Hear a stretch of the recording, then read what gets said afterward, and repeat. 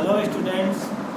तो अपन coordination compound अपना जो चैप्टर है वो पढ़ रहे थे, उसमें अपन ने ज्योमेट्रिकल आइसोमेरिज्म है वो कंप्लीट कर लिया था। अब अपन यहाँ पर जो चर्चा है वो स्टीरियो आइसोमेरिज्म में जो ऑप्टिकल आइसोमेरिज्म है उसकी चर्चा करेंगे।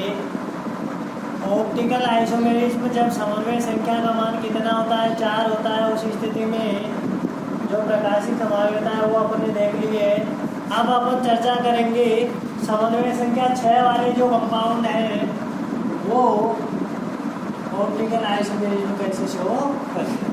तो देखो, समन्वय संख्या जहाँ पर 6 होती है अर्थात केंद्रीय धातु परमाणु या आयन से जो लिगेंड कोऑर्डिनेट बॉन्ड बनाता है उनकी संख्या कितनी होनी चाहिए, 6। तो उस स्थिति में जो आपकी प्रकाशिक समावेशता है वो कौन कौन से कंपाउंड में हो सकती है। प्रकाशिक समावेशता का मतलब क्या होगा, ऐसे संकुल यौगिक जो समतल ध्रुवित प्रकाश के तल को रोटेट कर देते हैं, घूर्णित कर देते हैं। अगर कोई संकुल यौगिक समतल ध्रुवित प्रकाश के तल को दाईं ओर रोटेट करता है तो इसे डी रूप कहा जाएगा, और यदि कोई यौगिक समतल ध्रुवित प्रकाश के तल को बाईं ओर रोटेट करता है तो उसे एल रूप कहा जाएगा। तो यहाँ पर अपन केंद्रीय धातु परमाणु के साथ द्वितंतुक लिगेंड देखेंगे और वो कंपाउंड एक दूसरे के दर्पण प्रतिबिंब नहीं होते हैं और क्या होते हैं, ऑप्टिकल एक्टिव होते हैं, प्रकाशिक सक्रिय होते हैं, अर्थात प्रकाशिक समावेशता दर्शाते हैं। तो इसका आपके पास जो पहला उदाहरण है वो MA3 है। MA3 इसका मतलब देखो क्या हुआ, AA यानी ये समान प्रकार के सममित द्वितंतुक लिगेंड होगा। ये कैसा लिगेंड होगा, सममित द्वितंतुक लिगेंड होगा, और वो किससे, केंद्रीय धातु परमाणु आयन से जुड़ा हुआ होगा। और इसके उदाहरण की अगर बात करें तो इसका उदाहरण होगा आपका कोबाल्ट का एक समूह।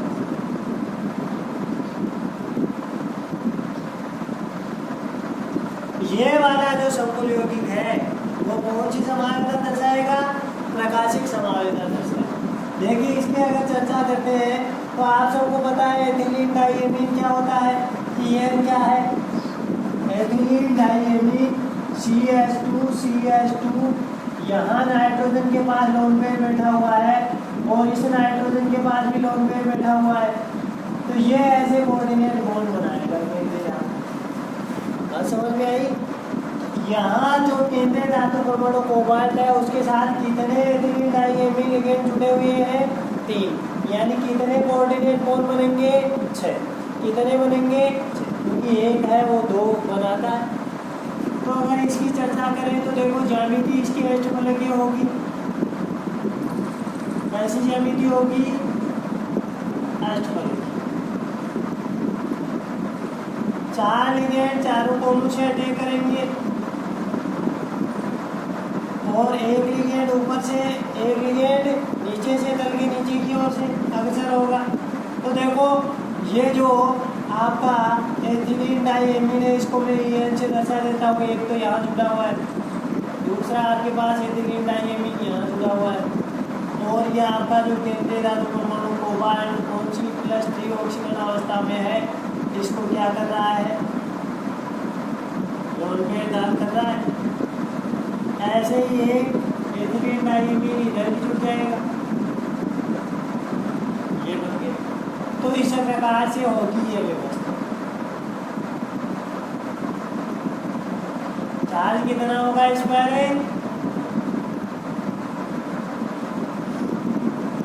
अब इसका अगर दर्पण प्रतिबिंब देखा जाए तो इसका जो दर्पण प्रतिबिंब होगा उसमें दायां वाला भाग बायां हो जाएगा और बायां वाला भाग कौन सा हो जाएगा, दायां हो जाएगा। देखो, ये वाला जो संकुल है ये कुछ इस प्रकार से आपको नजर आएगा।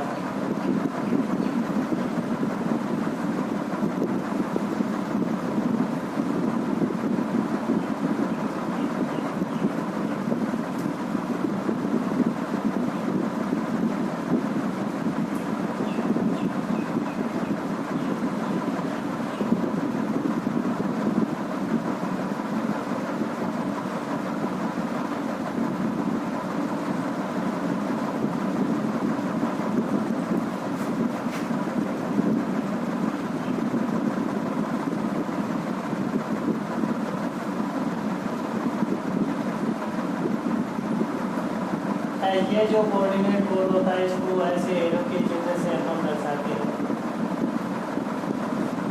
इस प्रकार से होगा कि नहीं होगा, ऐसा होगा। अब यहाँ से आप लोग देखो ये वाला जो है वो उस पर पूर्णतः आरोपित नहीं होगा। अरे यहाँ से इसको उठाएंगे, इसके ऊपर रखेंगे तो देखो ये इधर मुंबई निकले हुए थे, इसमें इधर की तरफ हो गए ना, रोटेट हो गए, तो ये एक दूसरे के क्या होंगे, प्रकाशिक समावेशी होंगे। अब ये अगर डी रूप होगा, कौन सा रूप, डी रूप, तो ये कौन सा रूप हो जाएगा, एल रूप होगा। और डी और एल रूप परस्पर एक दूसरे के क्या होंगे, प्रकाशिक समावेशी। कौन से समावेशी होंगे, प्रकाशिक समावेशी। इस प्रकार से अपने यहाँ पर देख सकते हैं।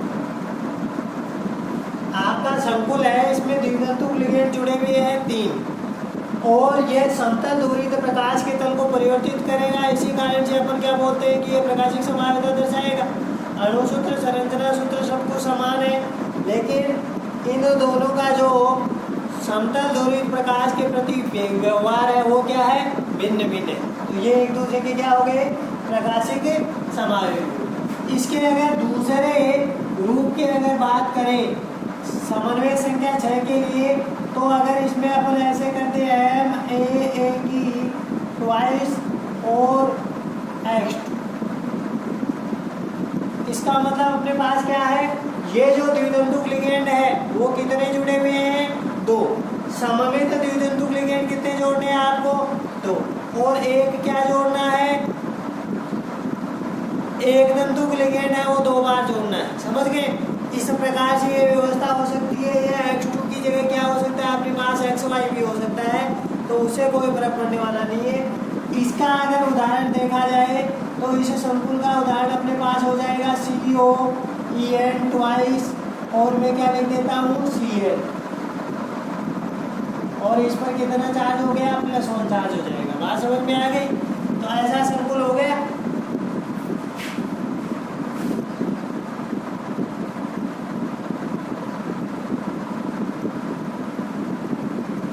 ये संकुल हो जाएगा। अरे देखो यहाँ पर एथिलीन डाइएमीन द्वितंतुक लिगेंड है वो कितने जुड़े हुए हैं, 2 जुड़े हुए हैं। और Cl2 मोनोडेंटेट लिगेंड कितने जुड़े हुए हैं, 2। तो समन्वय संख्या 4 और 2 कितने हो गई, 6 हो गई। अब ये भी क्या दर्शाएगा, यहाँ पर प्रकाशिक समावेशिता दर्शाएगा। इसमें देखो एथिलीन डाइएमीन मैंने इधर जोड़ दिए, और Cl है उस Cl को मैं कहाँ जोड़ देता हूँ, इस पोजिशन पर जोड़ दूँ क्लोरो, इस वाली पोजिशन पर जोड़ दूँ क्लोरो। यहाँ पर मैं क्लोरीन जोड़ दूँ और ये क्लोरीन यहाँ जोड़ दूँ, तो ये शीश रूप होगा कि ट्रांस रूप होगा, बताओ। अरे ऐसी कंडीशन भी हो सकती है।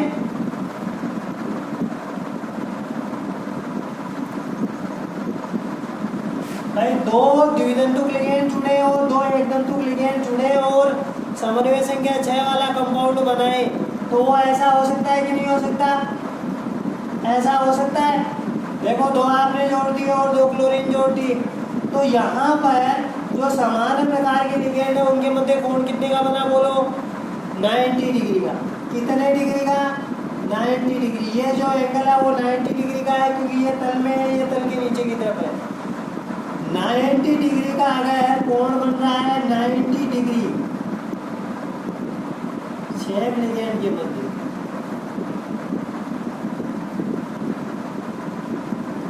लिगेंड के मध्य कितने कोण, 90 डिग्री। तो वो शीश रूप होगा कि ट्रांस होगा, ये होगा आपका शीश रूप, यानी समपक्ष समावेशी। कौन सा होगा, समपक्ष समावेशी। अब देखो इसका विपक्षी भी बन सकता है। ऐसे ये जो क्लोरीन है इन दोनों के Cl- जो लिगेंड जुड़ा हुआ है इनके मध्य कितना का कोण हो, कितने का कोण हो, 180 डिग्री का। तो ये इस प्रकार से भी हो सकता है। देखो इस संकुल में इसको अगर बनाए,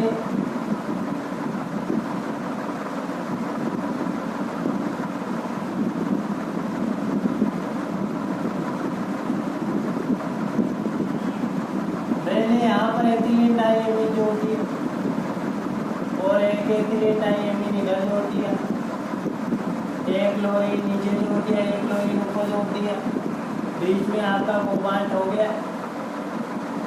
अरे हुआ कि नहीं हुआ? तो ये वाला समपक्ष रूप होगा और की विपक्ष होगा। समान प्रकार के लिगेंड्स के मध्य कितना कोण हो गया? 180 डिग्री का, यानी कौन सा होगा?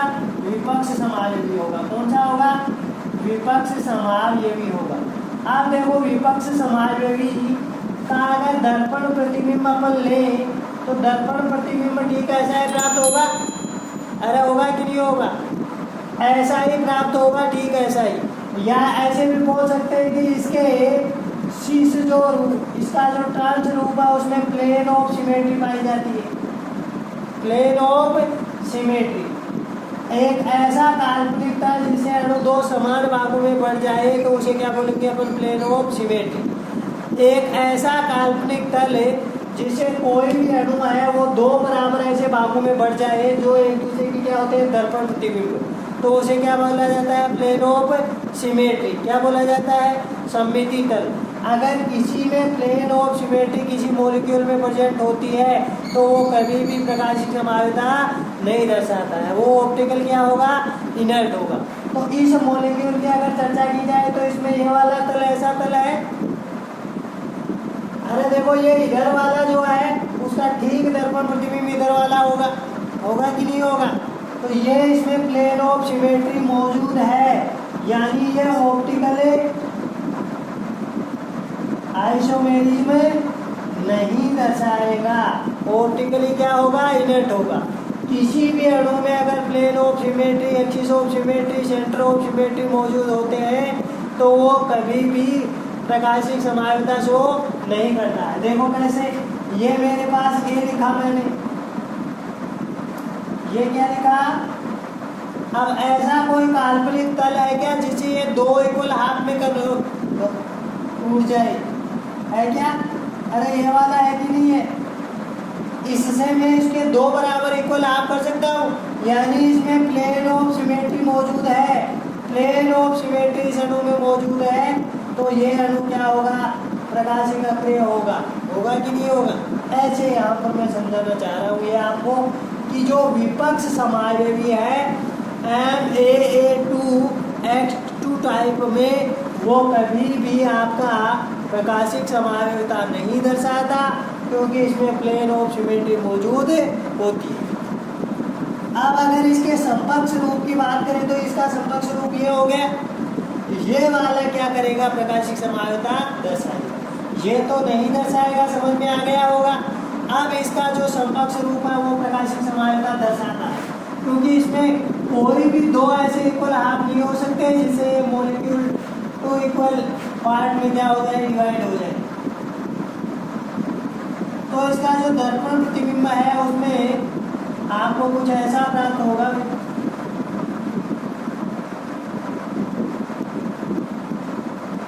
देखो ये लिगेंड इसकी ओर आगे बढ़ रहे हैं, ये अपवर्ड डाउनवर्ड, एथिलीन डाइएमीन, ये एथिलीन डाइएमीन जुड़ा हुआ है एक, और एक एथिलीन डाइएमीन ये जुड़ा हुआ है, जुड़े हुए हैं।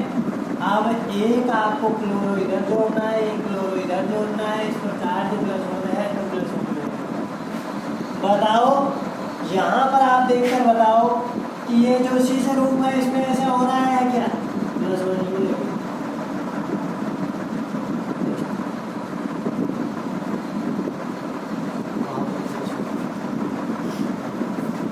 ये देखो ये एक दूसरे पर अध्यारोपित हो रहे हैं क्या? नहीं हो रहे। इसको इस पर ट्रांसप्लांट यहाँ पर करेंगे ना, इसके ऊपर रखेंगे तो इधर गुम्बद निकलेगा। निकलेगा कि नहीं निकलेगा? तो ये एक दूसरे के क्या होंगे? प्रकाशिक समावयवी। ऑप्टिकल आइसोमेरिज्म में ये क्या करेंगे? शो करेंगे। कौन सा रूप दिखाएगा? शीर्ष रूप। इसमें शीर्ष रूप जो है वो प्रकाशिक समावयवता दर्शाएगा, ट्रांस रूप कभी भी प्रकाशिक समावयवता नहीं दर्शाएगा। अब अपन एक प्रकार की और बात कर लेते हैं इसमें। देखो MAA2 की बात तो कर ली, और तीसरा जो प्रकार अपने पास दे रखा है उसकी यहाँ पर अपन वो चर्चा कर लेते, और वो आपके पास है MAAX2Y।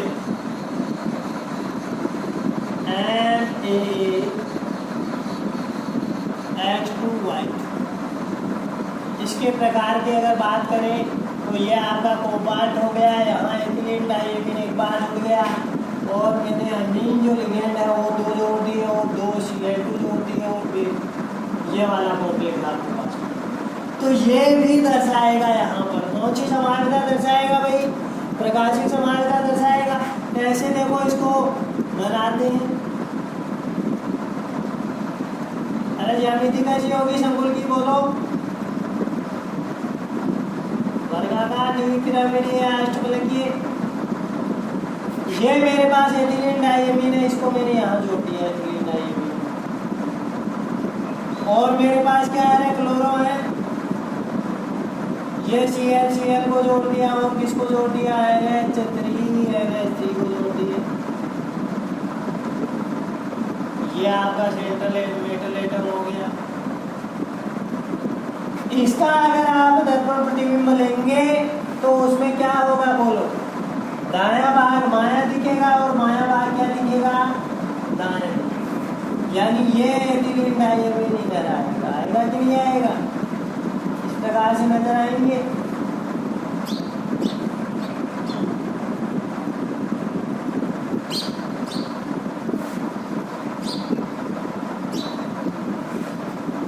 तो देखो ये अगर डी रूप हो, ये समतल दूरी में प्रकाश के तल को दाईं ओर घुमाता है, तो ये कौन सा रूप हो जाएगा इसका, एल रूप। और ये क्या होंगे एक दूसरे के ऑप्टिकल आइसोमर होंगे। कौन से आइसोमर होंगे, ऑप्टिकल आइसोमर।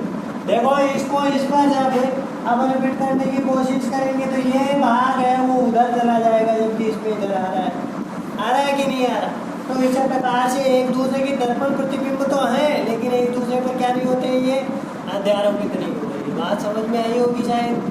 क्या होंगे ये, प्रकाशिक समावयवी होंगे। क्या होंगे, प्रकाशिक समावयवी। तो इस प्रकार से अपन ने जो संकुल यौगिक थे उन संकुल यौगिकों में जो समावयता है उसकी चर्चा कंप्लीट कर ली। अब अपन संकुल यौगिकों की हाइब्रिडाइजेशन संकरण की बात करेंगे। देखो संकुल की ज्यामिति कैसी होगी, लो स्पिन कॉम्प्लेक्स होगा कि हाई स्पिन कॉम्प्लेक्स होगा, इनर ऑर्बिटल कॉम्प्लेक्स होगा कि आउटर ऑर्बिटल कॉम्प्लेक्स होगा, इन सब की चर्चा अपन करेंगे। तो उसके लिए आपको पढ़नी पड़ेगी वीबी। क्या पढ़नी पड़ेगी,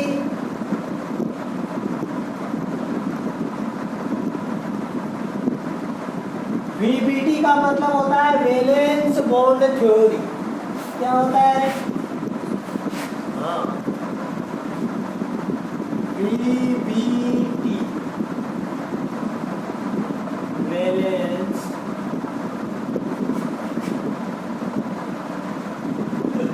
बॉन्ड थ्योरी।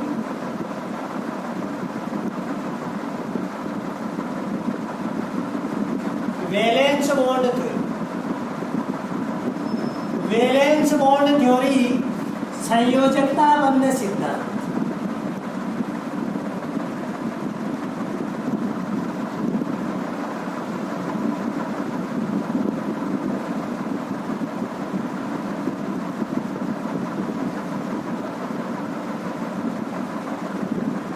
ये बहुत बहुत काम का है,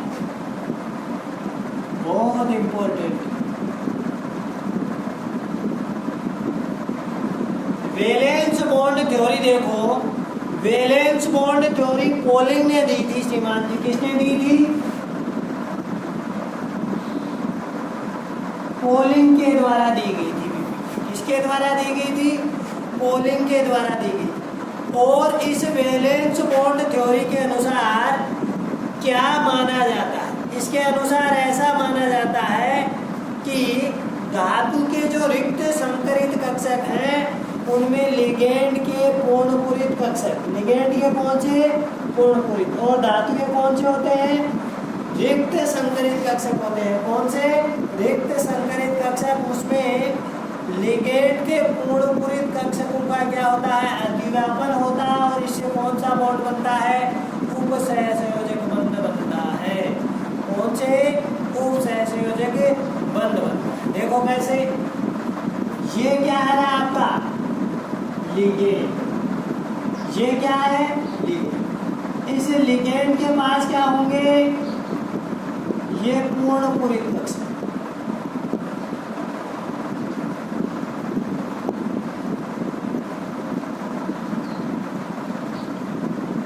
ये पूरे के पूरे क्या हुए हैं, भरे हुए हैं पूर्ण पूरित कक्षक। लिगेंड के पास पूर्ण पूरित कक्षक है और ऐसे पूर्ण पूरित कक्षक है जो बंध निर्माण की प्रक्रिया में भाग नहीं ले रहे, समझ गए। और ये आपका केंद्रीय धातु परमाणु या आयन है, मेटल आयन, समझ गए। इसके पास क्या होते हैं, इसके पास भी कुछ होगा। इसके पास क्या होंगे, रिक्त संकरित कक्षक होंगे। मेटल के पास क्या होंगे, रिक्त संकरित कक्षक। ये मेटल है, इसके पास क्या है, रिक्त संकरित कक्षक।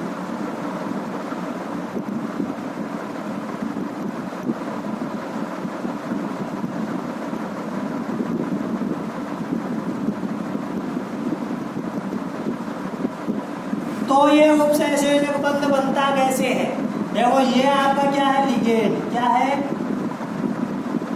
लिगेंड। और ये क्या है, केंद्रीय धातु परमाणु या आयन।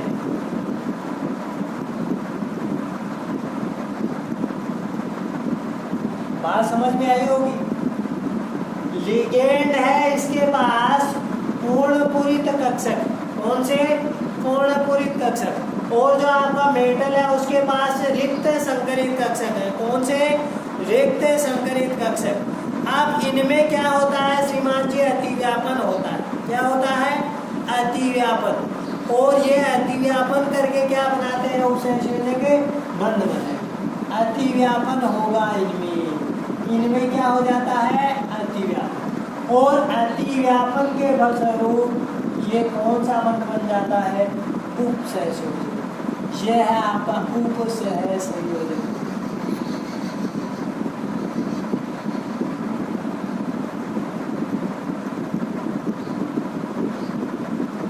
ऐसा कौन मानती है, वीपीटी।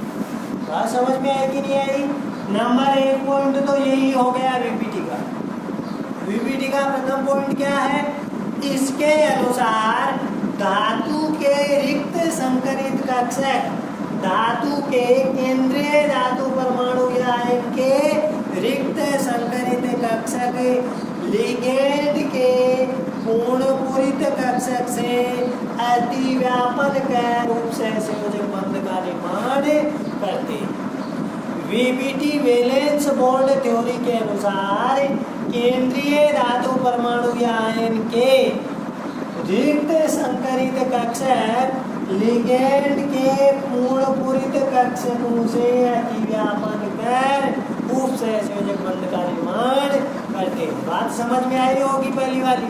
अब देखो इसमें क्या होता है, वो ये समन्वय संख्या जो होती है केंद्रीय धातु परमाणु या आयन की, उसके बराबर संख्या में असंकरित कक्षक क्या होते हैं, अतिव्यापित होते हैं और रिक्त संकरित कक्षकों का क्या करते हैं, निर्माण करते हैं। समन्वय संख्या के बराबर, अगर समन्वय संख्या 4 है तो 4 रिक्त असंकरित कक्षक है ना, वो आपस में अतिव्यापित होकर संकरित कक्षकों का निर्माण करेंगे। और अगर 6 समन्वय संख्या है तो 6 असंकरित जो कक्षक हैं वो अतिव्यापित होकर संकरित कक्षकों का निर्माण करते हैं। ये हो गई आपकी नंबर 2। उसके बाद में देखो समन्वय संख्या का मान अगर 6 है तो संकुल की कुछ ज्यामिति और होगी। 4 है, sp2 हाइब्रिडाइजेशन, 3 हाइब्रिडाइजेशन है तो ज्यामिति अलग होगी, dsp2 संकरण है तो ज्यामिति अलग होगी। यानी ये संकरित कक्षक है वो एक निश्चित ज्यामिति में उपस्थित होते हैं और वही संकुल की ज्यामिति का निर्धारण करते हैं। संकरित कक्षकों की एक क्या होती है, निश्चित ज्यामिति होती है और जैसी उनकी ज्यामिति होती है उसी आधार पर क्या बन जाएगा, आपके संकुल की ज्यामिति बन जाएगी। आप देखो इसमें समन्वय संख्या का मान अगर 2 है तो क्या होगा, आपके पास 2 संकरित कक्षक होंगे, एक S होगा, एक क्या होगा, P होगा। तो समन्वय संख्या का मान अगर 3 है तो एक S और 2 संकरित कक्षक हो जाएंगे P के, और sp2 संकरण हो जाएगा। होगा कि नहीं होगा? अब समन्वय संख्या का मान अगर 4 है तो उस स्थिति में 2 संभावनाएं बन सकती हैं। कैसी संभावनाएं बन सकती हैं?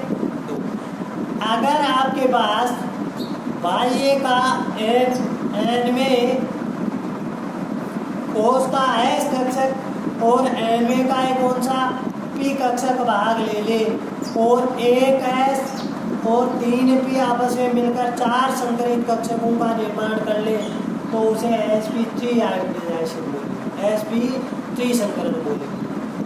ज्यामिति कैसी होगी sp3 संकरण में? चतुष्फलकीय होगी। कैसी होगी? चतुष्फलकीय। और अगर आपके पास ऐसा न होकर n-1 में D कक्षक और n में S कक्षक और 2P कक्षक, 2 n में P कक्षक भाग लेते हैं, तो उस स्थिति में DsP2 संकरण होगा और ज्यामिति कैसी होगी? वर्ग समतलीय होगी। वो अपन अभी देख लेंगे थोड़ी देर में। और एक अपने पास समन्वय संख्या 6 के लिए है, तो समन्वय संख्या 6 के लिए देखो क्या हो सकता है। समन्वय संख्या 6 जब n बराबर कितना है? Cn बराबर कितना है? 6। समन्वय संख्या 6 है तो 2 संभावनाएं हो सकती हैं। एक तो कौन सा संकरण हो सकता है? sp3d। अरे 1 + 3 प्लस कितने हो गए? 2। कितने संकरित कक्षक हो गए? 6। और एक कौन सी सिचुएशन हो सकती है? D2 sp3 संकरण। यानी यहाँ पर n1s और n2p के कितने? 3। p के कितने भाग लेंगे? 3।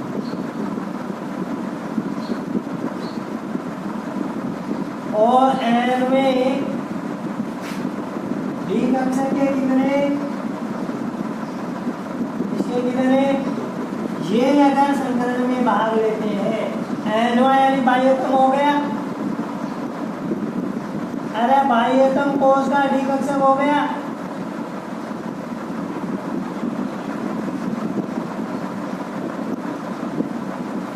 बात समझ में आई कि नहीं आई?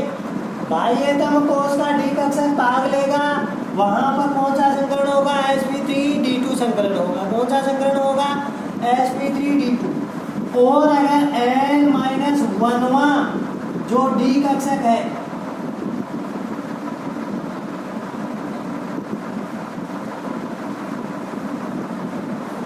वो अगर संकरण में भाग ले और फिर उसके बाद में n1 S कक्षक और फिर n1 कौन सा?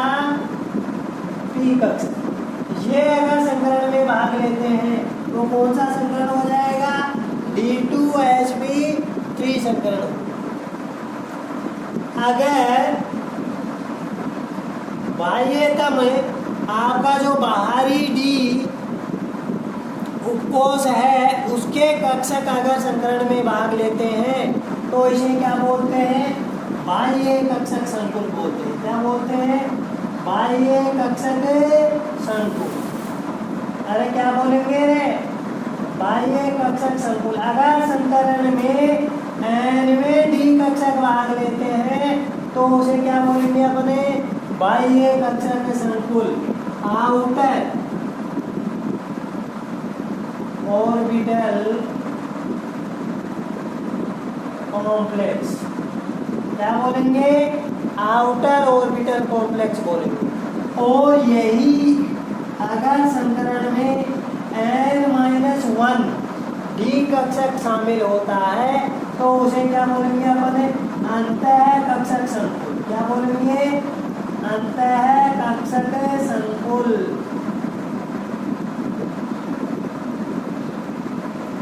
इसको अंतः कक्षक संकुल को क्या बोलेंगे?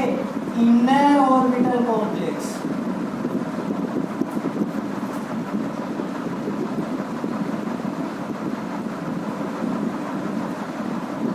बात समझ में आई होगी शायद। तो तो ये तीसरी बात हो गई अपनी। अगर संकरण में समन्वय संख्या का मान 6 है तो दो प्रकार के संकरण संभव हो सकते हैं, sp3d2 या d2sp। अगर संकरण में बाह्य डी कक्षक भाग ले रहे हैं तो इसे बाह्य कक्षक संकुल बोला जाएगा, और अगर आंतरिक n-1 डी कक्षक शामिल होते हैं तो इसे क्या बोला जाएगा, अंतः कक्षक संकुल बोला जाएगा। अब देखो, यदि संकुल के अंदर जो अयुग्मित इलेक्ट्रॉन है उनकी संख्या वही बनी रहती है, अयुग्मित इलेक्ट्रॉन्स की संख्या वही बनी रहती है, अर्थात अपरिवर्तित होती है, तो उसे क्या बोलते हैं, हाई स्पिन कॉम्प्लेक्स। देखो चौथी बात, अनपेयर्ड इलेक्ट्रॉन्स की संख्या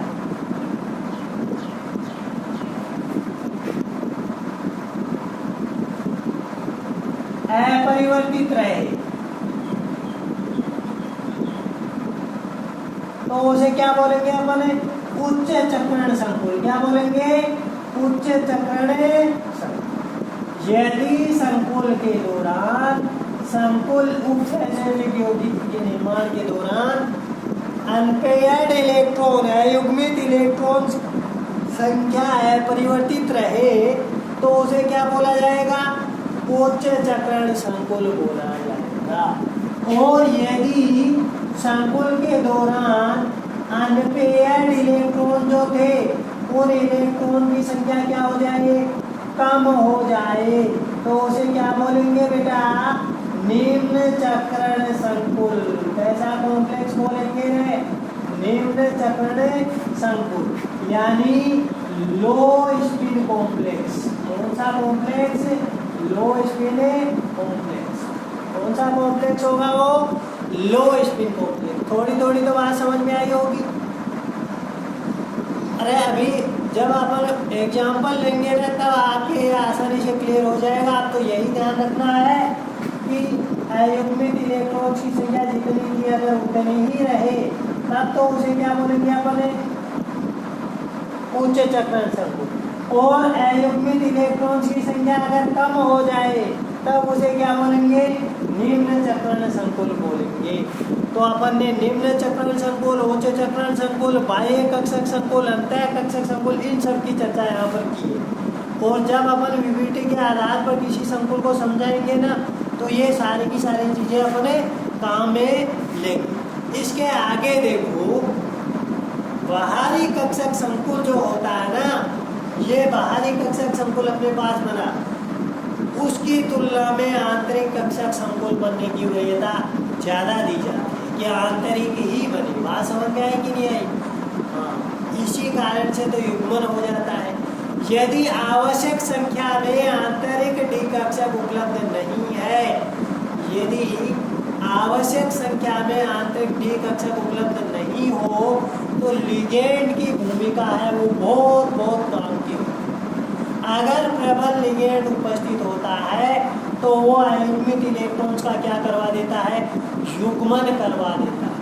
प्रबल लिगेंड, स्ट्रॉन्ग फील्ड जो लिगेंड होते हैं वो अयुग्मित इलेक्ट्रॉन्स का क्या करवा देते हैं, युग्मन। जैसे यहाँ पर ये अयुग्मित इलेक्ट्रॉन्स थे, अयुग्मित इलेक्ट्रॉन्स का युग्मन कौन करवा देगा, अगर कोई प्रबल क्षेत्र लिगेंड आ गया तो ये अयुग्मित इलेक्ट्रॉन युग्मित हो जाएंगे और यहाँ पर ये अपने पास डी कक्षक खाली हो जाएंगे, ऐसे हो।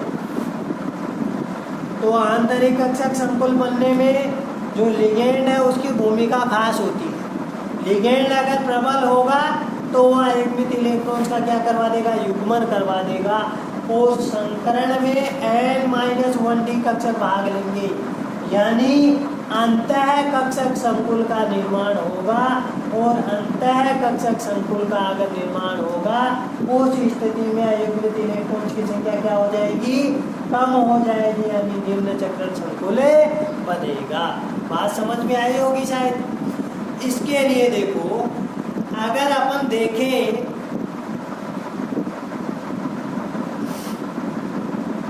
स्ट्रॉन्ग क्षेत्र लिगेंड या प्रबल क्षेत्र लिगेंड है वो क्या करता है, तो प्रबल क्षेत्र लिगेंड है वो हुंड के नियम के विरुद्ध जाकर जो अयुग्मित इलेक्ट्रॉन्स हैं उनका क्या करवा देता है, युग्मन करवा देता है, और संकरण के लिए अपन को डी कक्षा का वो उपलब्ध करवा देता है। ये काम होता है, और ऐसा जो दुर्बल क्षेत्र लिगेंड है वो नहीं कर पाता। अब अपने यहाँ पर सारणी तो दे रखी है, लेकिन यहाँ पर अपन थोड़ा सा बेसिक उससे पहले ही देख लेते हैं। देखो प्रबल क्षेत्र लिगेंड की अगर बात करें तो इसमें अगर कार्बन या नाइट्रोजन एटम डोनर है ना, तो वो किसकी भांति कार्य करेगा, एक प्रबल क्षेत्र लिगेंड की भांति कार्य करेगा। इसके अंदर देखें तो Cn minus cyano, CO carbonyl ligand है, ये NO2 माइनस, ये भी कौन सा होगा, प्रबल क्षेत्र लिगेंड होगा। अमीन, ये आपके क्या होंगे, प्रबल क्षेत्र लिगेंड होंगे।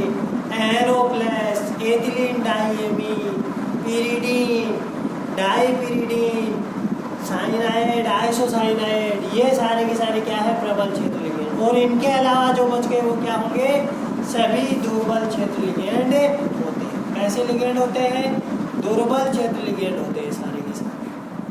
अब देखिएगा अपन यहाँ पर संकुलों की बात करते हैं।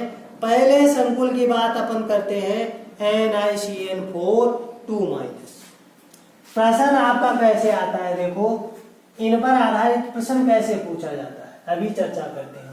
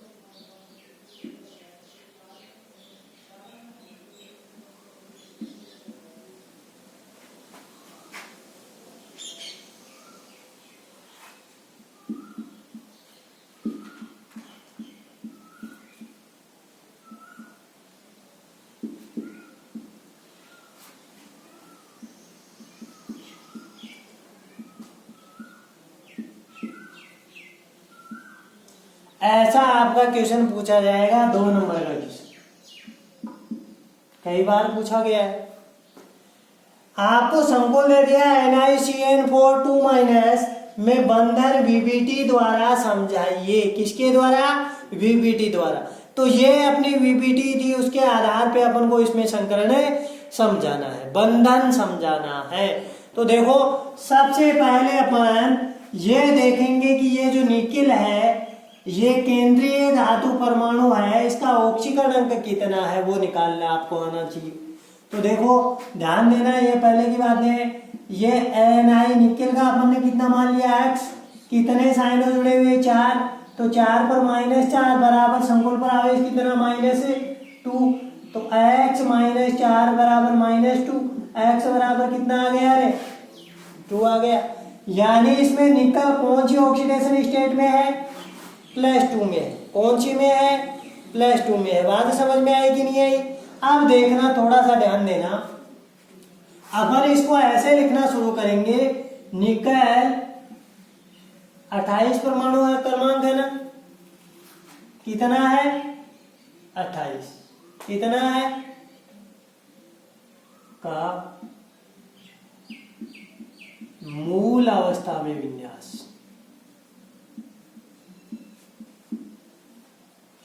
इलेक्ट्रॉनिक विन्यास।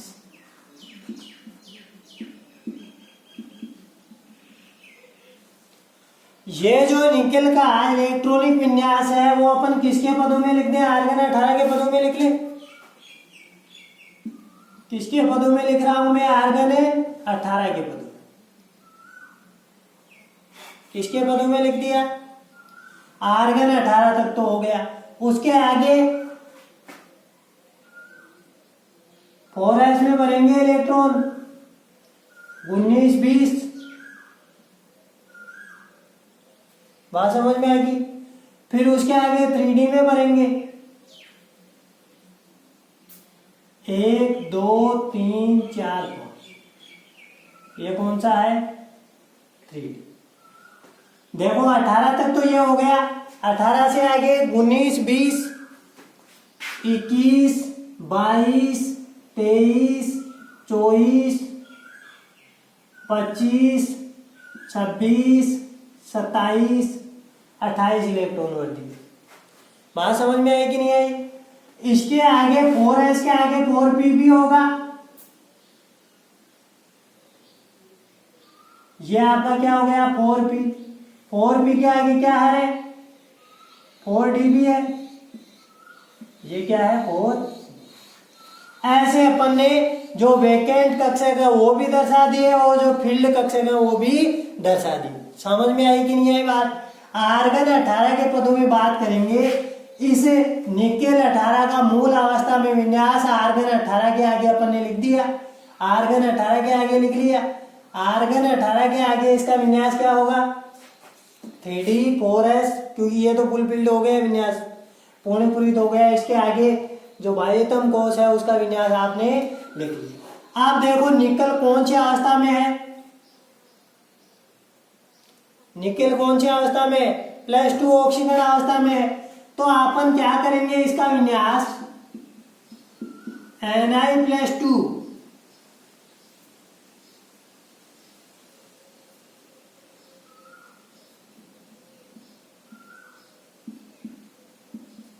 इसके विन्यास की चर्चा करें आर्गन 18 के पदों में ही, तो क्या हो जाएगा आगे यही हो जाएगा।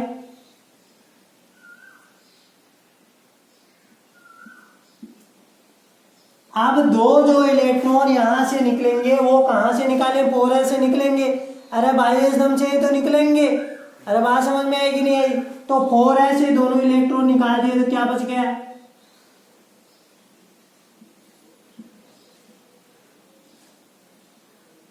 ये व्यवस्था बच गई, यानी 3D बच गया पूरा का पूरा। इसमें 2 अयुग्मित इलेक्ट्रॉन है, कितने इलेक्ट्रॉन हो गए इसमें 8 इलेक्ट्रॉन हो गए। आपका 4s खाली हो गया।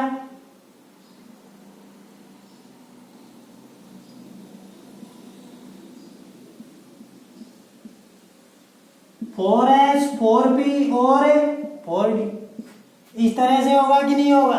आप मेरे को ये बताओ कि इसके साथ लिगेंड कौन सा है। साइनो दाता परमाणु क्या है, अरे दाता परमाणु क्या है कार्बन है। तो कार्बन प्रबल क्षेत्र लिगेंड है कि दुर्बल क्षेत्र लिगेंड है, प्रबल क्षेत्र लिगेंड है। तो अपन क्या लिखेंगे Cn-, प्रबल क्षेत्र लिगेंड की उपस्थिति में, यह प्रबल क्षेत्र लिगेंड अगर उपस्थित होगा तो उस स्थिति में क्या हो जाएगा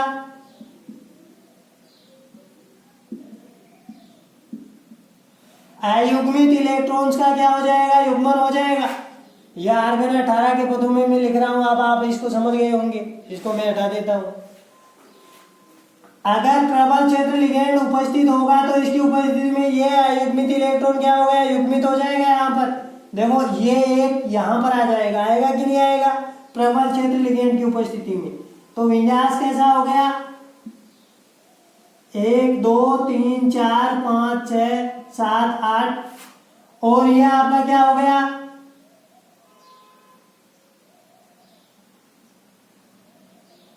ये डी है ना एक, और ये क्या है 4s है, ये 3D का था एक, और इसके आगे ये 2 पीके हो गए। अरे हुए कि नहीं हुए। देखो ये एक डी वाला खाली हो गया, एक 4s वाला है और 2 4p वाले। अपन को कितने संकरित चाहिए 4 ही तो चाहिए। तो ये कितने संकरित कक्षक हो गए 4 संकरित कक्षक हो गए। कौन से DsP2 संकरित कक्षक।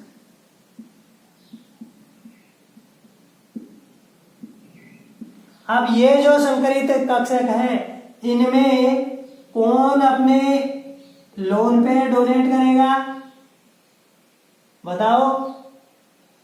Cn माइनस कौन करेगा?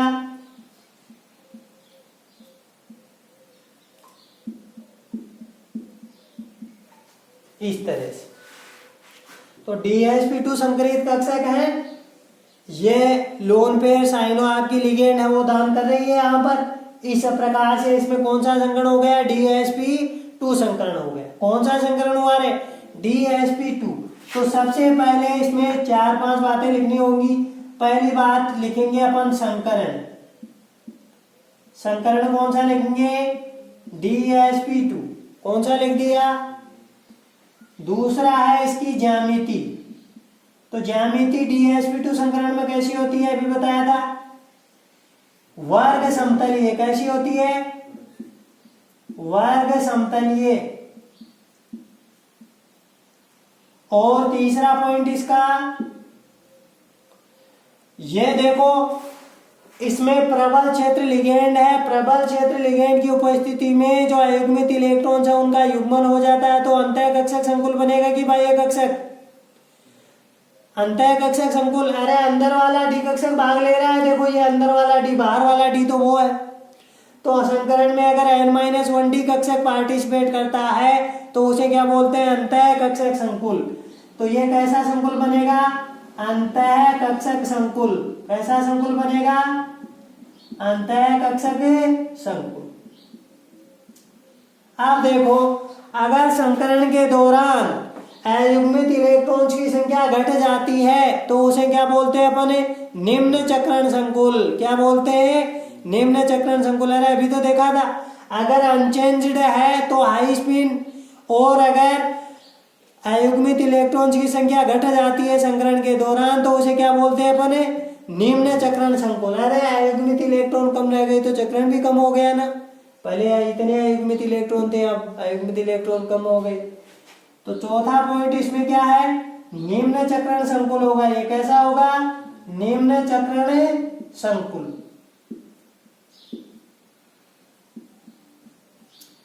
पांचवें पॉइंट की अपन इसमें बात करेंगे। ये देखो, इसकी चुंबकीय प्रकृति अनुचुंबकीय होगी कि प्रतिचुंबकीय? चुंबकीय प्रकृति बताओ। अगर किसी संकुल में अयुग्मित इलेक्ट्रॉन्स उपस्थित होते हैं, अगर अयुग्मित इलेक्ट्रॉन्स उपस्थित होंगे तब चुंबकीय अनुचुंबकीय प्रकृति का होगा कि नहीं होगा? यहाँ पर तो अयुग्मित इलेक्ट्रॉन है ही नहीं है ना, देख लो। इसमें भी नहीं है, इसमें भी नहीं, इसमें भी नहीं है, नहीं है ना।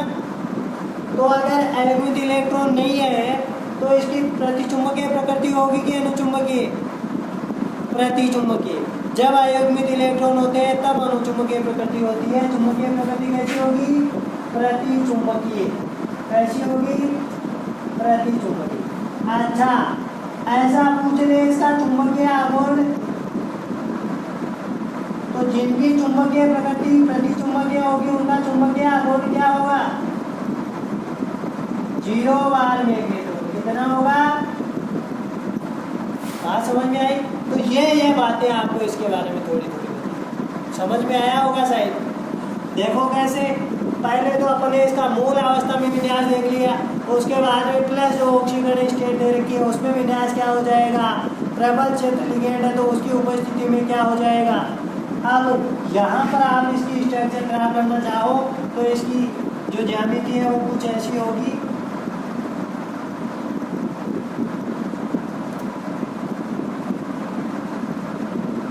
वर्ग समतलीय होनी है। बताओ केंद्रीय धातु परमाणु क्या है? निकल +2, निकल 2+।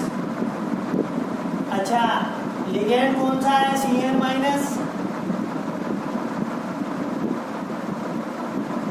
डेटिव बॉन्ड को ऐसे दर्शाएंगे। अब इस पर चार्ज कितना है?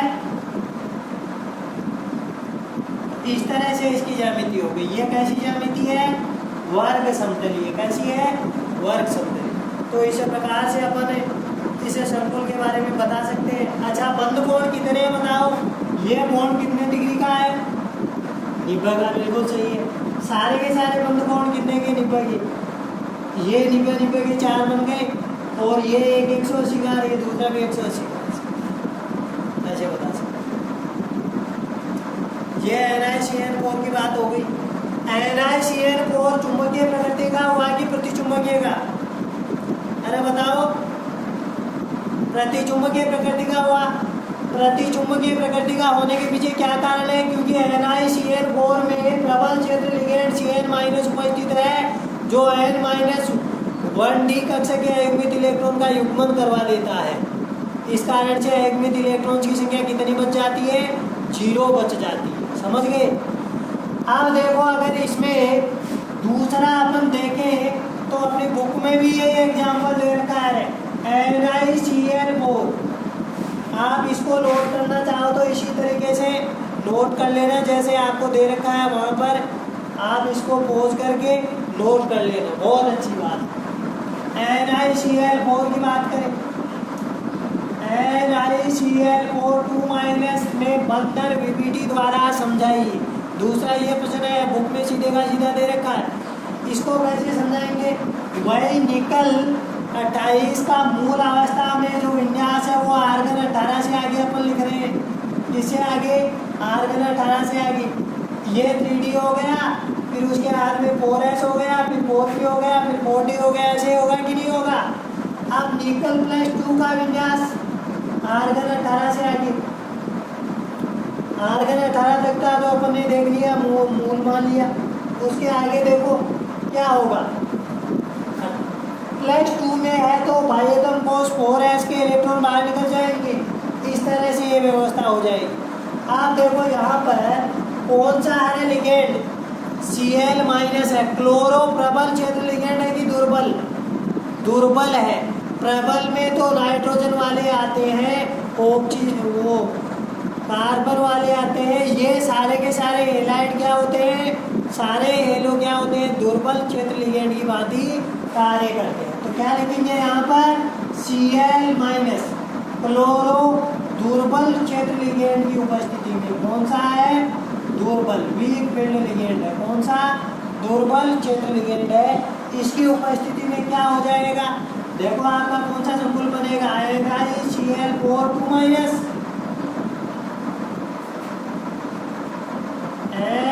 NiCN4। इसमें क्या हो जाएगा? देखो, ये 3D के जो अयुग्मित इलेक्ट्रॉन है इनका युग्मन होगा क्या? नहीं होगा। दुर्बल क्षेत्र लिगेंड अयुग्मित इलेक्ट्रॉन्स का युग्मन नहीं करवा पाते हैं और इनमें ऐसे के ऐसे एक इलेक्ट्रॉन बना ले जाएगा। बात समझ में आई? अब अगर 3D पूरा का पूरा ही यहाँ पर बना हुआ है, 3D ये 3D अपने खाली नहीं है, खाली नहीं है तो कौन से संकरित कक्षक भाग लेंगे? बाहर वाले, और बाहर वाले 4 संकरित कक्षकों में एक S हो जाएगा और 3 क्या हो जाएंगे? P। अरे होंगे कि नहीं होंगे? यानी इसमें जो संकरित कक्षक बनेंगे वो कौन कौन से बनेंगे? बोलो। sp3 संकरित कक्षक। कौन से? sp3 संकरित कक्षक। ये कौन से संकरित कक्षक है? sp3 संकरित। इनमें लोन पे डोनेट करेगा कौन? करेगा बताओ? Cl- क्लोरो, Cl-, अब ये देखो इस तरह से बात समझ में आई? sp3 संकरण है। इसमें कौन सा संकरण है भाई? sp3 संकरण। कौन सा संकरण है? sp3। sp3 संकरण अगर होगी तो ज्यामिति कैसी होगी बताओ? चतुष्फलकीय। कैसी होती है? चतुष्फलकीय ज्यामिति होती है। कैसी ज्यामिति होती है? चतुष्फलकीय ज्यामिति होती है। अंतः कक्षक संकुल होगा कि बाह्य कक्षक है?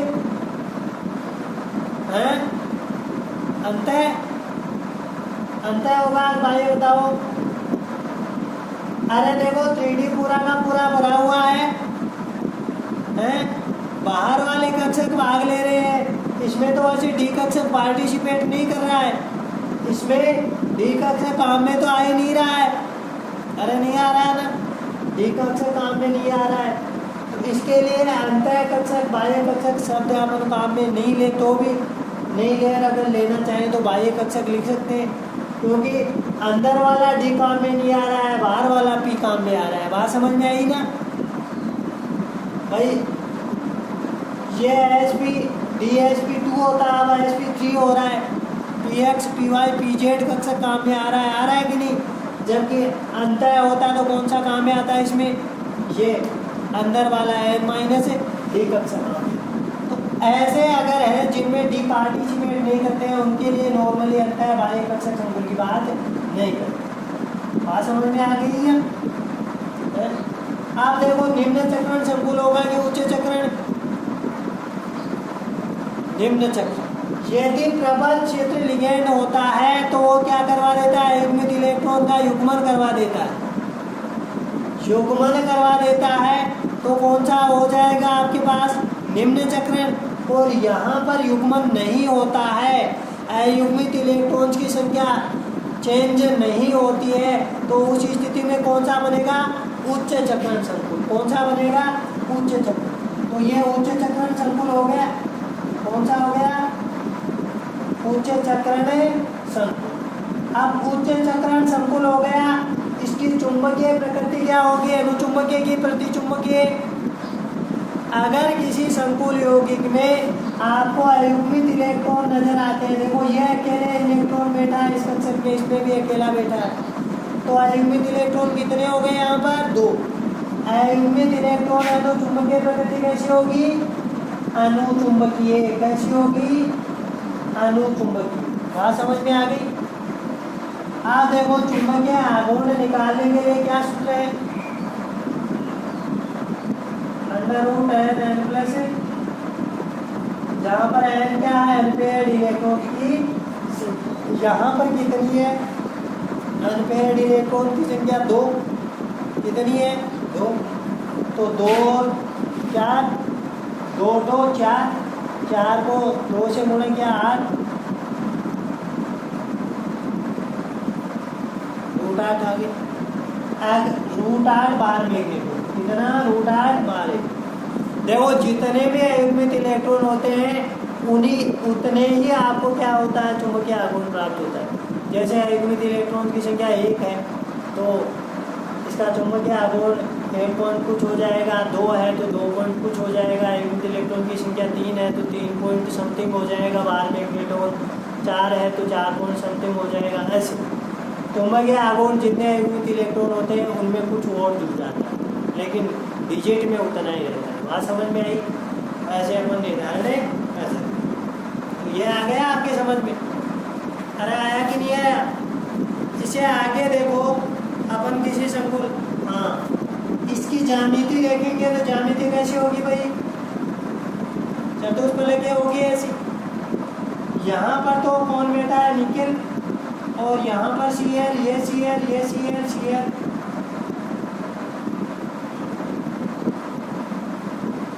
कौन सा चार्ज, -2 चार्ज। ऐसी ज्यामिति होगी, अरे होगी कि नहीं होगी, ऐसे ऐसे बताइए, इसको इससे भी जोड़। अब आगे वाले संकुल की अपन बात करते हैं, वो अपने पास है। देखो इन दोनों में बहुत से प्रश्न बना लेता है। VPT के आधार पर समझाइए कि NiCN4 2-, VPT के आधार पर समझाइए कि NiCN4 2-। याद करो NiCN4 इससे पहले था ना, NiCN4 2- की ज्यामिति, NiCN4 2- में DsP2 संकरण होता है, जबकि NiCl4 2- में sp3 संकरण होता है। पहला प्रश्न बना दिया। इसमें दूसरा प्रश्न क्या बनाएगा, VPT के आधार पर समझाइए कि NiCN4 2- वर्ग समतलीय ज्यामिति वाला होता है, जबकि NiCl4 2- चतुष्फलकीय ज्यामिति वाला होता है। 2 प्रश्न हो गए।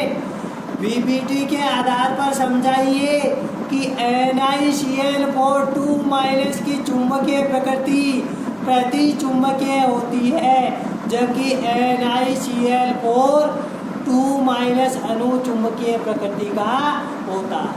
वीपीटी के आधार पर समझाइए कि NiCl4 2 माइनस का चुंबकीय आघूर्ण 0 होता है, जबकि NiCl4 2 माइनस का चुंबकीय आघूर्ण 0 नहीं होता। तो इन सारे के सारे प्रश्नों के जवाब इसमें छुपे हुए हैं। समझे कि नहीं समझे? आपको अगर ये समझ में आया, केवल और केवल यही ध्यान रखने वाली बात है कि पहले मूल अवस्था में विन्यास लिखा जाएगा, उसके बाद में जो धातु परमाणु की ऑक्सीकरण अवस्था है उसमें विन्यास लिखा जाएगा, उसके बाद में जो लिगेंड है वो प्रबल क्षेत्र लिगेंड है कि दुर्बल क्षेत्र लिगेंड है ये देखना है। तत्पश्चात यहाँ पर युग्मन करवाना है या नहीं करवाना है, और फिर उसके आधार पर जितने लिगेंड आ रहे हैं उतने संकरित लक्षण बना दो और आपका ऑप्शन क्या हो जाएगा? कंप्लीट। यही पैटर्न रहेगा हर क्वेश्चन में। अब अपन नेक्स्ट जो एग्जांपल है उसकी चर्चा करते हैं। आप चाहो तो इसको नोट डाउन कर सकते हो।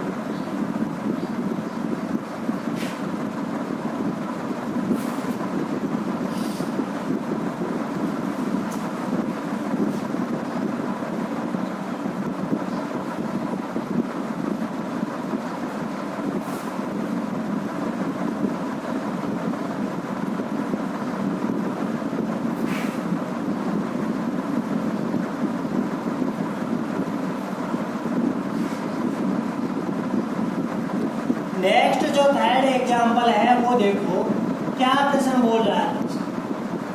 ऐसा प्रश्न बोल रहा है, देखो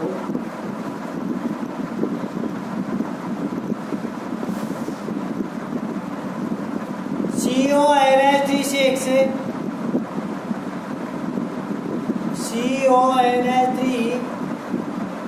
6+3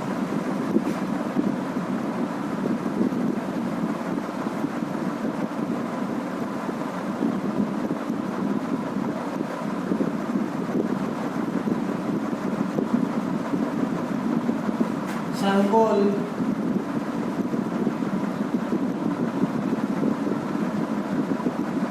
आयन में बंधन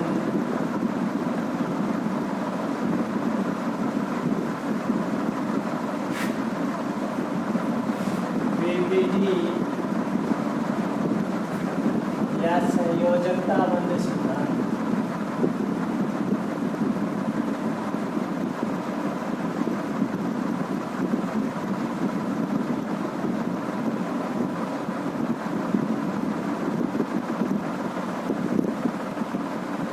द्वारा समझाइए।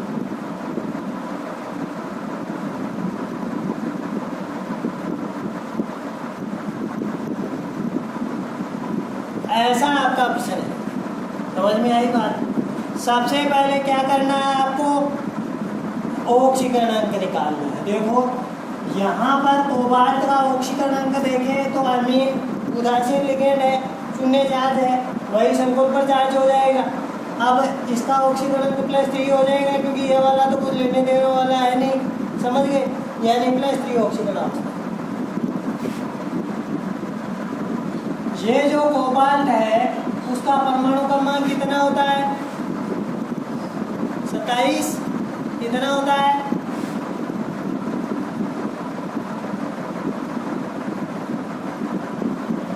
इसका मूल अवस्था में विन्यास लिखते हैं।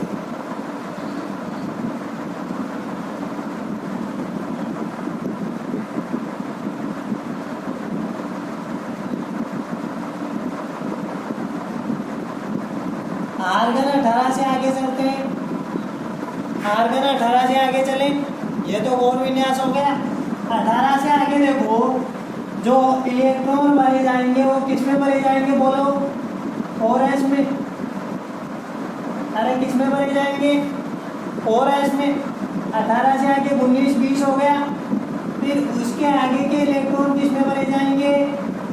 3D में। अरे इसमें भरे जाएंगे ना। अब 3D में इलेक्ट्रॉन कितने भरने हैं वो यहाँ से देख लो। 1 2 3 4 ये 5 हो गया। इसको थोड़ा पीछे दर्शा दो।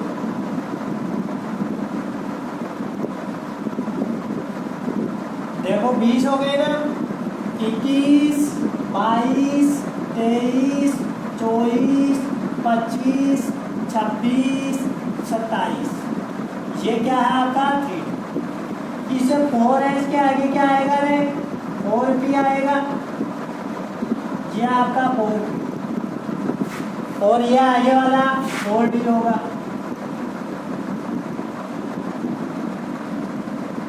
ये 4D। बात समझ में आ गई? अब ये है इसका मूल अवस्था में विन्यास है। अब ये देखो कि ये कौन सी ऑक्सीजन अवस्था में है? +2 में है, तो कोबाल्ट 27 है, वो +2 अवस्था में विन्यास क्या होगा? क्या विन्यास होगा? आर्गन 18 के पदों में 2 इलेक्ट्रॉन बाहर चले गए 4s वाले, अरे निकल गए, तो विन्यास आपका क्या हो गया?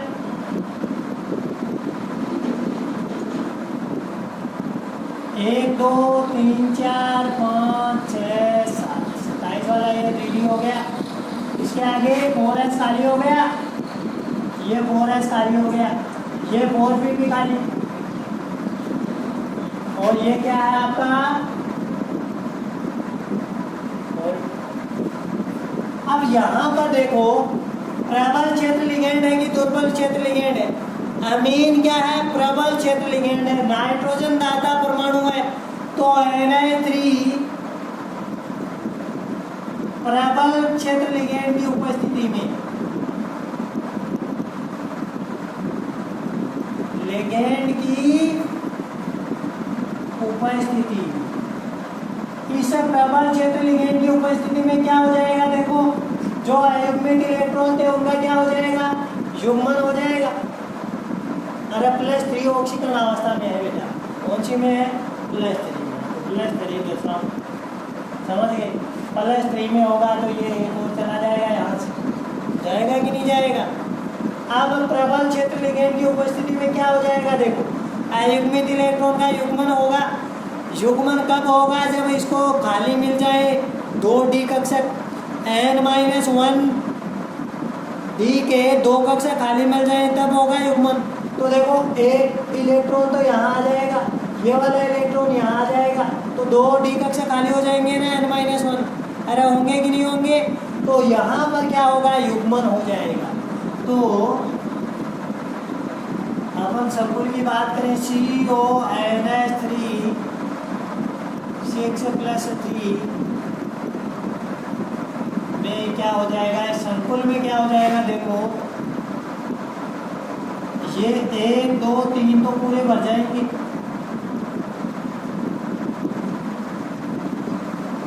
ये यहाँ आ गया, ये यहाँ आ गया, ये पूरे के पूरे क्या हो गए? खाली हो गए। अरे हो गए ना, तो आपके पास क्या बच गए? ये 2d कक्षक मिल गए ना मेरे को, एक और ये 2d कक्षक, एक s कक्षक। बात समझ में आ गई? अब देखो समन्वय संख्या कितनी है यहाँ पर? 6, तो 6 संकरित कक्षक बनेंगे, 1 2 3 4 5, और ये क्या हो गया? ये 6 संकरित कक्षक। कौन से हैं ये 6 संकरित कक्षक? D2sp3 संकरित कक्षक। कौन से हैं? D2sp3 संकरित कक्षक। यानी अंदर वाला डी कक्षक कहाँ में आ रहा है ना? n-1 D कक्षक। अब इसमें कौन अपने लोड में दान करेगा? अरे बोलो, अमीन NH3।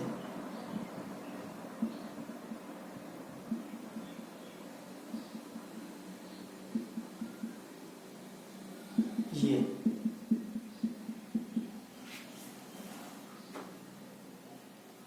समझ में आ गई बात? अब इसकी पहली बात करें तो संकरण कौन सा होगा? बताओ, संकरण बोलो, इसमें कौन सा होगा?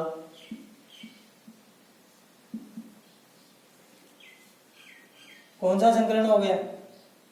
D2sp3। अब D2sp3 संकरण होगा तो ज्यामिति कैसी होगी बोलो? अष्टफलकीय। कैसी? अष्टफलकीय या वर्गाकार द्विपिरामिडीय।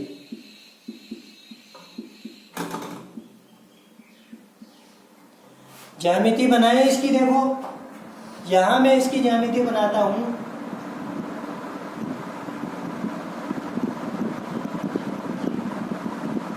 चार तो चारों कोनों से अटैक करेंगे, लेकिन एक तल के ऊपर से एक तल के नीचे से। अरे बात समझ में आई कि नहीं आई?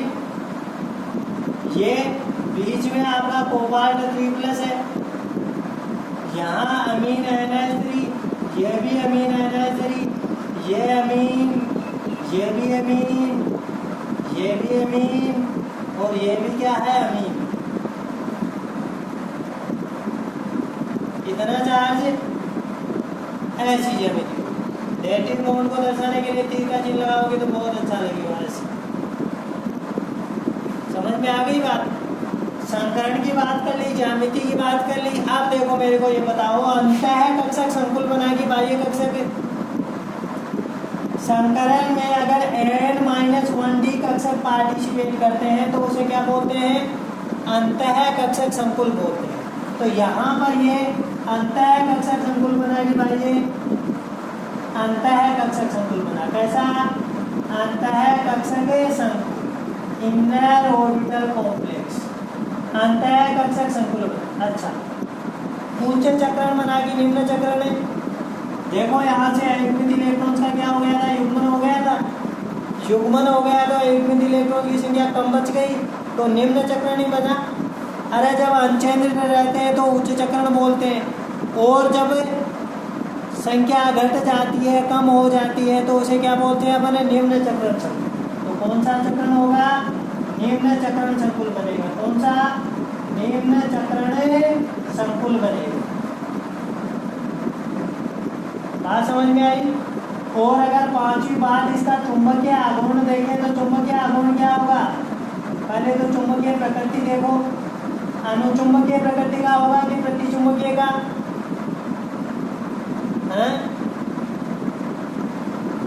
अनुचुंबकीय कैसे हुआ? अगर युग्मित इलेक्ट्रॉन होते हैं तब होता है अनुचुंबकीय। तो यहाँ पर तो सारे के सारे जो कक्षक हैं उनमें 2-2 इलेक्ट्रॉन बैठे, सबका युग्मन हो गया।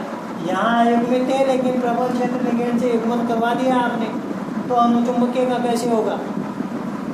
कैसे प्रकृति होगी इसकी? प्रतिचुंबकीय। कैसे होगी? प्रतिचुंबकीय प्रकृति होगी। कैसे होगी? और चुंबकीय आघूर्ण कितना होगा? अगर युग्मित इलेक्ट्रॉन ही नहीं है तो कितना होगा चुंबकीय आघूर्ण? 0 बार मैग्नेट्रॉन। कितना होगा? 0 बार मैग्नेट्रॉन। समझ में आई होगी बात? इसके आगे ऐसा ही अपन को एक और संकुल दे रखा है, COF63।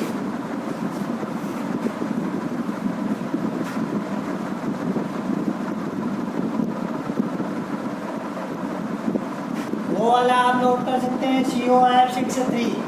इस संकुल आयन में बंधन VBT के द्वारा समझाइए। तो सबसे पहले मूल अवस्था में विन्यास लिख लिया।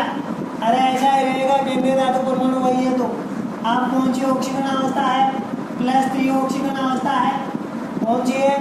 +3 ऑक्सीजन अवस्था ही तो है। +3 ऑक्सीजन अवस्था में विन्यास क्या हो जाएगा?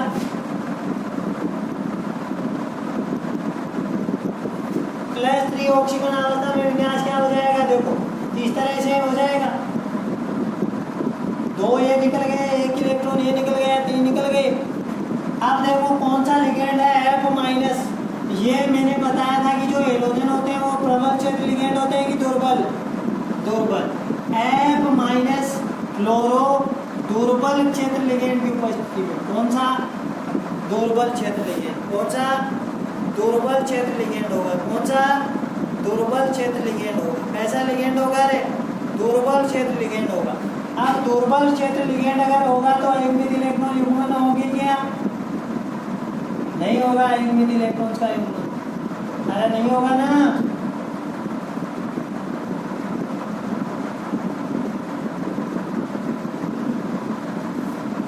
ये कंडीशन रहेगी। देखो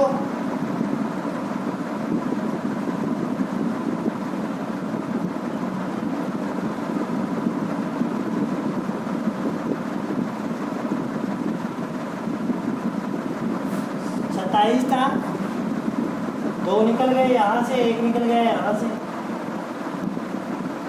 6 रह गए। इसमें 6 से ही रहेंगे। अब ये युग्मित नहीं हो पाएंगे। ये युग्मित क्यों नहीं होंगे? क्योंकि ये दिखाई नहीं दे सकता। समझ में आई कि नहीं आई? ये इतना क्षेत्र लिगेंड, प्रबल क्षेत्र लिगेंड नहीं है कि युग्मित इलेक्ट्रॉन का युग्मन करा सके वुंड के नियम के विरुद्ध। तो यहाँ पर युग्मन नहीं होगा। युग्मन नहीं हुआ तो 3D ऐसे का ऐसा बैठा है, पूरा का पूरा 3D बैठा है ना। तो बाहर क्या बच गए? S, P और D बच गए। तो यहाँ पर बाहर वाला देखो, यहाँ अंदर वाला D काम में आ रहा है ना, आंतरिक D काम में आ रहा है। संकरण को देखकर निर्धारित कर सकते हो कि अंतः बनेगा कि भाई अंदर वाला D काम में ले रहा था तो अंतः बनाना। अब यहाँ पर अपने पास क्या संकरण होगा? sp3 D2 संकरित कक्षक होंगे। sp3 D2 संकरित कक्षक होंगे। कौन से? sp3 D2। अब D2 क्यों किया? देखो 2 तो ये, 3 ये, 5 5 और 1 है, इसका 6 हो गए। 6 ही चाहिए अपन, इसलिए ऐसा करते हैं। और ये देने वाला लिगेंड कौन सा हो जाएगा? F minus low. समझ में आ गई बात? अब देखो यहाँ पर संकरण कौन सा हुआ बताओ? sp3D। देखो बाहर वाला D काम में आ रहा है ना, तो ज्यामितीय अष्टफलकीय ही होगी इसकी भी ज्यामितीय अष्टफलकीय होगी। लेकिन देने वाला लिगेंड अपने पास कौन सा है यहाँ पर? F माइनस, ये F माइनस।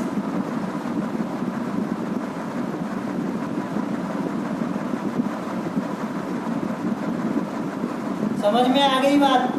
अब देखो और कौन सी बात देखनी है? अंतः कक्षक संकुल बना कि बाह्य बना, क्योंकि बाहर वाला D कक्षक संकरण में शामिल हो रहा है, तो इसे क्या बोलते हैं अपने? बाह्य कक्षक संकुल बना। कौन सा? बाह्य। अच्छा, निम्न चक्रण संकुल बना के उच्च। देखो अयुग्मित इलेक्ट्रॉन थे, अनचेंज्ड रह गए। अगर चेंज नहीं होते हैं अयुग्मित इलेक्ट्रॉन तो कौन सा चक्रण बोलेंगे? उच्च चक्रण संकुल बोलेंगे। अच्छा, उच्च चक्रण संकुल हो गया। चुंबकीय प्रकृति अनुचुंबकीय होगी कि प्रतिचुंबकीय? अगर अयुग्मित इलेक्ट्रॉन होते हैं तो उस स्थिति में चुंबकीय प्रकृति क्या होती है? अनुचुंबकीय। तो यहाँ पर 1 2 3 4 4 अयुग्मित इलेक्ट्रॉन है, तो इसकी चुंबकीय प्रकृति क्या होगी? अनुचुंबकीय प्रकृति होगी। और चुंबकीय आघूर्ण कितना होगा? √4 4 + 2 4 2 6 6 चौका 24 √24। समझ में आई कि नहीं आई बात? ऐसे निकाल सकते। तो ये अपना VPT यहाँ पर कंप्लीट होता है। आज अपन ने जो VPT देखा इस पर आधारित प्रश्न आने की संभावना बहुत अच्छी है। अब अपन इसमें देखो प्रश्न दे रखे हैं इस पर आधारित ही ऐसे दे दिया एक प्रश्न। तो NiCN4 2- आयन का स्वच्छ आकृति चित्र बनाते हुए केंद्रीय परमाणु का संकरण अवस्था ज्ञात कीजिए। अभी देखा था NiCN4 है, उसमें कौन सा संकरण हो रहा था? DsP2 संकरण हो रहा था। अरे हो रहा था कि नहीं? ज्यामिति कैसी होगी उसकी? वर्ग समतलीय। तो ये प्रश्न इसी में से है। और बाकी ये जो यहाँ पर आपको बताया है ना, इन्हीं में से प्रश्न पूछ लेता है। तो आप घर जाकर इसको एक बार अच्छे से समराइज करना, और आपके जो नोट्स हैं इससे संबंधित वो 1-2 दिन में डिस्क्रिप्शन लिंक में अपलोड कर दिए जाएंगे। अभी थोड़ा काम चल रहा है, इस कारण से नहीं हो पाया है वो। जैसे ही फुर्सत में होंगे आपके लिए जो नोट्स हैं वो अवेलेबल करवा दी जाएंगी डिस्क्रिप्शन लिंक में। तब तक आप अपनी बुक है उससे इस चैप्टर को अच्छे से पढ़िएगा, क्योंकि जो बुक है उसमें सबसे अच्छा मैटर दिया हुआ है। कोई चीज़ आपकी समझ में नहीं आती है तो पूछा करो। एक समस्या आई थी, एक गुरुजी जो हैं उनका कमेंट आया था कि ये जो उभयदंतुक लिगेंड है, जो द्विदंतुक लिगेंड है, एक दंतुक लिगेंड है, उनको क्लासीफाइड कैसे करें, उनका पता कैसे करें कि ये कौन सा लिगेंड है। तो अगर आपके पास कोई लिगेंड है और उस लिगेंड में ज़्यादा एटम नहीं है, केवल एक ही एटम है, चाहे उस पर चार्ज -3 आ जाए उससे कोई फर्क पड़ने वाला नहीं है। कम एटम है, एक ही एटम पर चार्ज -2 -3 प्रेजेंट है, जैसे N-3 एजाइड ऊपर था, तो वो सदैव ही किसकी भांति कार्य करेगा? एक दंतुक लिगेंड की भांति कार्य करेगा। द्वितंतुक लिगेंड होने के लिए कम से कम वलय जो बने ना उस वलय की स्टेबिलिटी होना जरूरी है। जैसे अगर कोई 2 या 3 मेंबर रिंग बनती है तो उसका स्थायित्व कम होता है, वो क्या होती है, अनस्टेबल होती है, टूट जाती है। इसी कारण से जो NH2 है ना, हाइड्रोजन, वो यहाँ पर 2 नाइट्रोजन परमाणु पर 2 लोन पेयर होते हुए भी किसका कार्य नहीं करती है, द्वितंतुक लिगेंड बाइडेंटल लिगेंड का कार्य नहीं करती है, क्योंकि इसे एक ट्राई मेंबर्ड रिंग का फॉर्मेशन होता है और ये रिंग क्या होती है, अनस्टेबल होती है, टूट जाती है। तो जितने ज़्यादा एटम होंगे ना वही क्या कार्य करेगी, बतौर द्वितंतुक या बहुतंतुक पॉलीडेंटल लिगेंड कार्य करेगी। जैसे अपन बात कर रहे थे EDTA की, तो ये इसकी तंतुकता भिन्न भिन्न हो सकती है। एपिडेंटेट लिगेंड क्या है, एपिडेंटेट लिगेंड में कोई ज़्यादा बड़ी बात नहीं है, ये एक तंतुक लिगेंड ही होता है एक्चुअल में। ऐसे एक तंतुक लिगेंड जिनमें 2 दाता परमाणु होंगे, 2 दाता परमाणु होते हैं, लेकिन एक बार में केवल एक ही दाता परमाणु उपसंयोजक बंध बना पाएगा। जैसे CN की बात करें या NC की बात करें तो इसमें नाइट्रोजन भी दाता परमाणु हो सकता है और कार्बन भी दाता परमाणु हो सकता है, लेकिन एक बार में एक ही देगा। इस कारण से इसको अपने क्या बोल दिया, उभयतंतुक लिगेंड बोल दिया। ऐसे और भी एग्जाम्पल दे रखे हैं, थायोसाइनेटो, आइसोथायोसाइनेटो। ये तो एक तंतुक लिगेंड के बारे में है कि वो एक ही दे सकता है। अगर ज़्यादा परमाणु आपको दिखाई दे रहे हैं और दाता परमाणु के बीच में 1-2 दूसरे ग्रुप जो है वो बीच में आए हुए हैं, तब वो द्वितंतुक या बहुतंतुक लिगेंड की भांति कार्य कर सकता है। अगर लगातार 2 दाता परमाणु आ रहे हैं तो उसे अपन ये समझे कि ये द्वितंतुक लिगेंड की भांति कार्य करेगा, कभी नहीं करेगा, क्योंकि इसे ट्राई मेंबर्ड रिंग का फॉर्मेशन होगा और वो बहुत अनस्टेबल होती है। ऐसी लिगेंड जो केंद्रीय धातु परमाणु के साथ जुड़कर बंध वलय का निर्माण करती हैं, उन्हें क्या बोलते हैं, चिलेटिंग लिगेंड बोलते हैं। चिलेटिंग लिगेंड से जो कॉम्प्लेक्स बनते हैं उनका स्थायित्व ज़्यादा होता है, यानी चिलेटिंग लिगेंड युक्त जो कॉम्प्लेक्स है उनका स्थायित्व क्या होता है, ज़्यादा होता है। चिलेट वलय बन जाएगी उसमें। तो ऐसे है, बाकी सब नॉर्मल है। आप लोग इसको जाकर अच्छे से रिवाइज करना, जाकर क्या घर पर ही, और कोई समस्या आपके आती है इससे रिलेटेड तो आप बिल्कुल बेशक कमेंट बॉक्स में पूछेगा। थैंक यू, बहुत धन्यवाद। ऐसे ही तैयारी